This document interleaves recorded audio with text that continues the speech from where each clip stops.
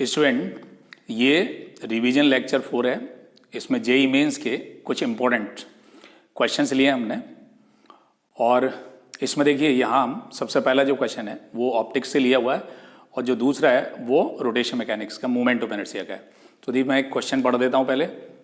A thin lens made of glass of refractive index that is Ri 1.5, focal length 16 centimeter is immersed in a liquid of Ri 1.42.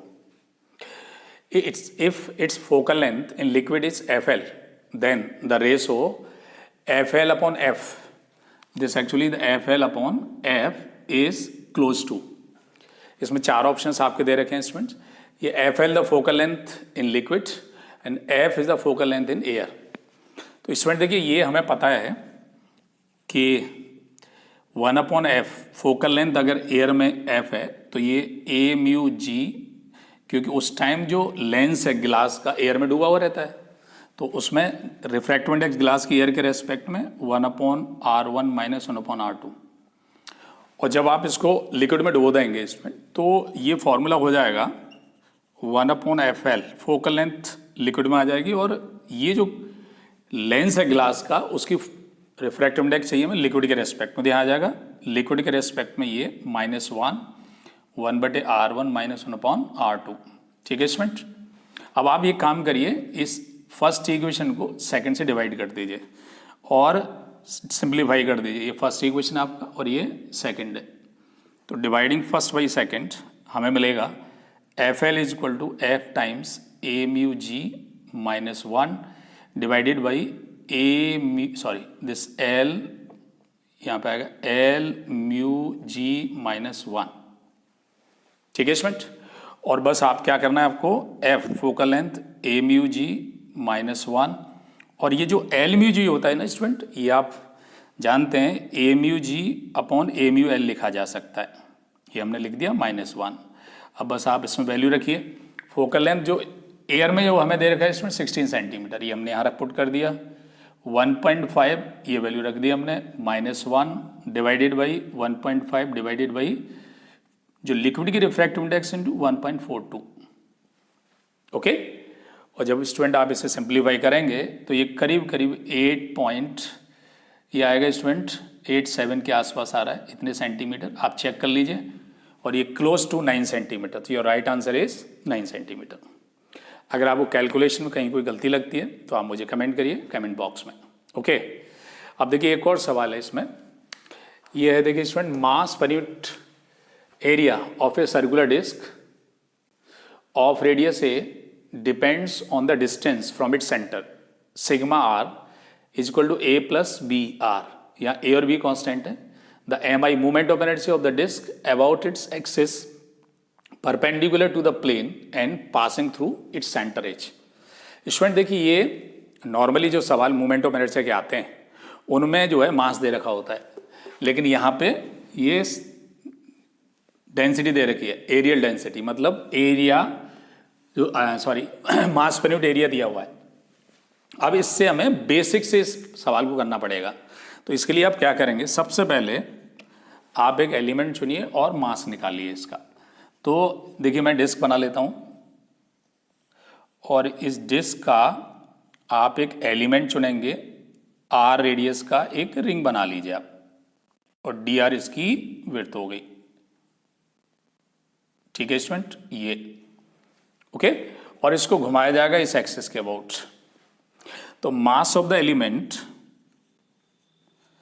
Elemental ring, ये जो element actually ring बनेगी dm बराबर होगा student sigma into area da जो इसका area होगा student. ये r radius की रिंग है जिसकी थिकनेस dr के बराबर, तो ये होगा स्टूडेंट a प्लस जो हमें दे रखा है सिग्मा, ये वैल्यू रखिए br और da हो जाएगा 2πr dr। ये da की वैल्यू रख दी हमने, dm आ गया। ओके स्टूडेंट, ये हमारी जो रिंग है इसका जो मूवमेंट ऑफ इनर्शिया देखिए हम क्या करेंगे। रिंग का आप जानते हैं mr² होता है, लेकिन यहाँ m जो है dm है, तो हमारा बन गया ये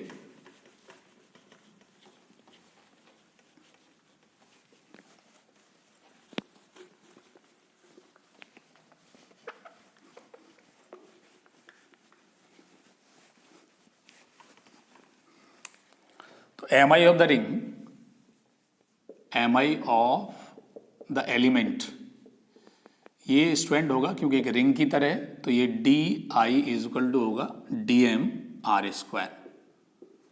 ठीक, अब आप क्या करेंगे इसमें, टोटल एम आई मीन्स पूरी डिस्क का आई बराबर होगा, इसको इंटीग्रेट कर दीजिए। इसमें हमारा आर वेरिएबल है जो जीरो से कहाँ जाएगा, ये मीन्स आर की वैल्यू यहाँ जीरो से शुरू होगी और कहाँ तक जाएगी, ए तक जाएगी। डीएम की वैल्यू स्टूडेंट हमने यहाँ से देखिए उठा के रखा, A plus B R into 2πr D R, ये हमारा डीएम हो गया, और आर स्क्वायर इज देयर, ये हमने यहाँ मल्टीप्लाई कर दिया, और जीरो से को स्टूडेंट इसे इंटीग्रेट कर दीजिए। ओके, अब देखिए क्या बनना है स्टूडेंट, यहाँ पे A this is 2π, here it is R, this R Q, यहाँ आ जाएगा R Q plus this is, you take this is r q and this a, 2π मैंने बाहर कर दिया, r स्क्वायर r q यहाँ अंदर ले लिया, और ये b r की power 4 and dr is there, और इंटीग्रेट किया स्टूडेंट जीरो से a। ओके, अब देखिए फाइनल स्टेप आपका आ रहा है स्टूडेंट, तो इसमें आप बस इंटीग्रेट करिए और आंसर को टिक कर दीजिए। तो देखिए क्या आएगा निकल के, दिस इज 2π, ये इंटीग्रेशन आर की power 4 A is there divide by 4 plus B R की power 5 divide by 5 and limit लगा दी जीरो से और सिंप्लीफाई कर दी। ओके, तो ये आगे से 2π, इसमें ये लिमिट लगाएंगे तो ए की power 4 A divide by 4 plus B A की पावर 5 डिवाइड बाई 5, और माइनस करेंगे स्टूडेंट तो यहाँ भी जीरो, यहाँ भी जीरो हो जाएगा, जीरो प्लस जीरो। तो स्टूडेंट ये आंसर देखिए आपका कितना आ गया। If you see this answer you find this one is the correct answer. This is 2π A की power 4 and this is A by 4 plus B A by 5। Okay, तो आप देखिए इसका आंसर को, ये आपका ए आंसर टैली करता है, इसलिए आपका सही आंसर है। तो स्टूडेंट आगे से इस क्वेश्चन को याद कर लीजिए, फिर से इस तरह का कोई भी सवाल आ सकता है, और आप केवल फॉर्मूला बेस्ड क्वेश्चन नहीं है ये, इसलिए आपको इस तरह के सवाल को ध्यान रखना है। नेक्स्ट क्वेश्चन है स्टूडेंट, ये भी जेईई मेंस 2020 का है। In a building there are 15 bulbs of 45 watt, 15 bulbs of 100 watt, 15 small fans of 10 watt and 2 heaters of 1 kilowatt each. The voltage of electric mains 220 volt, minimum fuse capacity of the building will be. Student जैसा कि आप जानते हैं कि सभी जो appliances जो parallel में लगेंगे, मान लीजिए ये सारे जो बल्ब हैं 45 वाट के वो इस लाइन में लगे हुए हैं, और ये वाले इधर लगे हुए हैं, ठीक है, और फैन आपके इधर लगे हुए हैं, ये फैन आपके इधर लगे हुए हैं स्टूडेंट्स, और आपका हीटर जो है इधर लगे हुए हैं, सारे के दोनों हीटर इधर लगे हुए हैं। तो कुल मिला के इसमें करंट, इसमें करंट, इसमें करंट, इसमें करंट, और ये सारी करंट आएगी फ्यूज वायर से, यहाँ से फ्यूज वायर आपका ये बन गया ये। तो इसका मतलब ये हो गया स्टूडेंट, फ्यूज से अंदर से सारी करंट ये पास होना, ये वाली। ओके, तो हम इसमें देखिए क्या करेंगे, सीधे सीधे हम टोटल करंट जानने के लिए सबकी पावर जोड़ लेंगे। तो आई जानने के लिए total power divide by this main supply, जो इनकी रेटिंग भी है अप्लायंसेस की।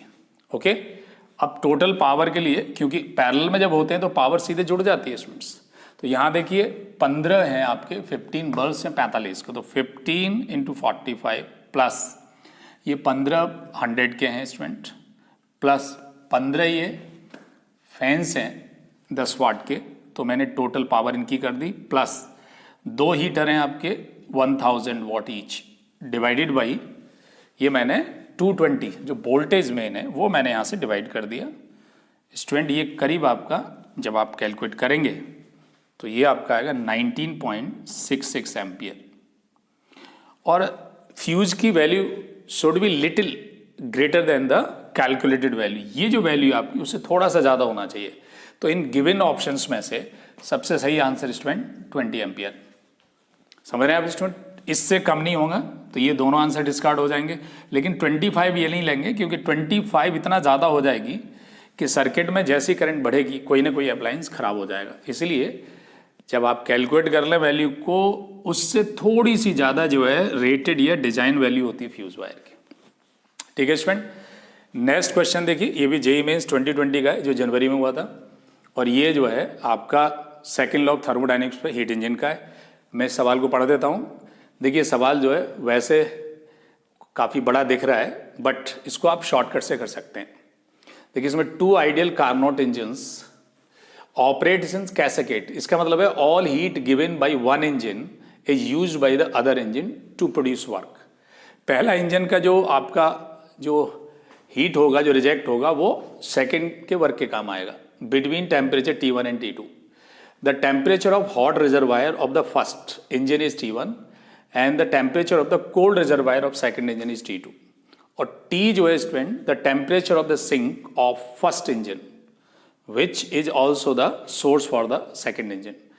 तो T जो सिंक का टेम्परेचर है वो T1 और T2 के साथ कैसे रिलेट करेगा स्टूडेंट, ये हमें बताना है। प्रोवाइडेड ये दोनों इंजन जो हैं, देखिए ये है की पॉइंट, ये दोनों वर्क करें बराबर। ओके, तो स्टूडेंट देखिए इसको मैं एक बार यहाँ पे बता देता हूँ कि किस तरह से ये इंजन लगे हुए हैं और ये क्या चाहते हैं। ये आप देखिए एक बार,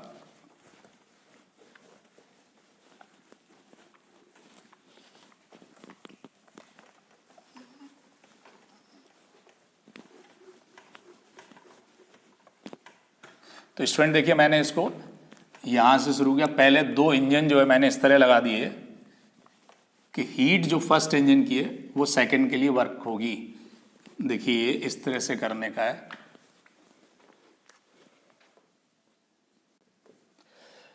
ये इंजन फर्स्ट है, इसका मैंने सोर्स जो है वो T1 पे लिया हुआ है।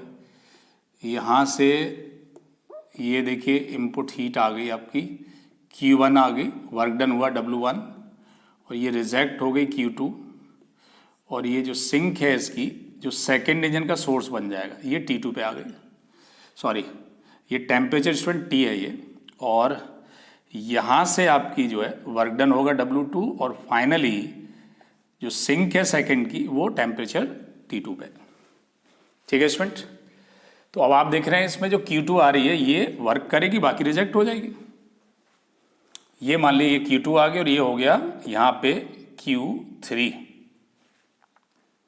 ठीक है स्टूडेंट, तो आपने क्या किया यहाँ से देखिए, या आप to avoid any confusion you can take this as Q and this is also Q and this is Q2। ठीक, जिससे कि आपको कंफ्यूजन ना हो। तो जो हीट इसमें यहाँ से जो रिजेक्ट होगी वो इसके इनपुट बनेगी, कुछ वर्क होगा, बाकी रिजेक्ट हो जाएगी।